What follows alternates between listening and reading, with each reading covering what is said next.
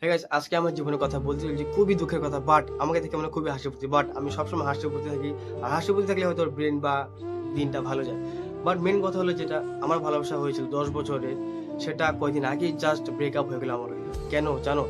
কেন সে হয়তো আমি টাইম দিতে পারছিলাম না তাকে। সে হয়তো অন্য কেউ সিলেক্টর তাকে ভালো মতো টাইম দিয়েছে বা গাইডিং করেছে। সেটা আমার পক্ষে সম্ভব হয়নি। বাট যাই হোক, সে হয়তো ওইখানে গেছে, ভালো থাকুক। কিন্তু একটা জিনিস খারাপ লাগে যখন হয়তো তাকে আমি দেখি যে বাইকে করে কোনোখানে চড়ে ঘুরতে যায়। তার লগে যখন চলে যায় কিরকম আরকি মাইন্ডসেটটা হতে পারে।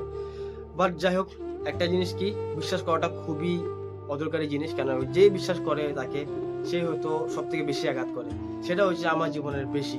কিন্তু হ্যাঁ, বাট আমি এখনো ঠিক মতন আছি। কেননা অনেক মানুষ হয়তো সুইসাইড করে থাকে, বাট আমি এগুলার মধ্যে নেই। কেননা সুইসাইড করে কি হবে? আমার জীবনটা নষ্ট হবে, মা-বাবার জীবনটা নষ্ট হবে। বাট এগুলা কোনো কিছু করে লাভ নেই। লাভ একটাই আছে যে নিজের জীবনে একটা সফলতা হওয়ার। নিজের জীবনে যখন একটা সফলতা হয়ে দেখাবো, তখন সে বলতে পারবে, "হ্যাঁ, ছেলেটা একসময় এটা ছিল, বাট এখন সেই ছেলেটা কিছু কাজ করে দেখিয়েছে।"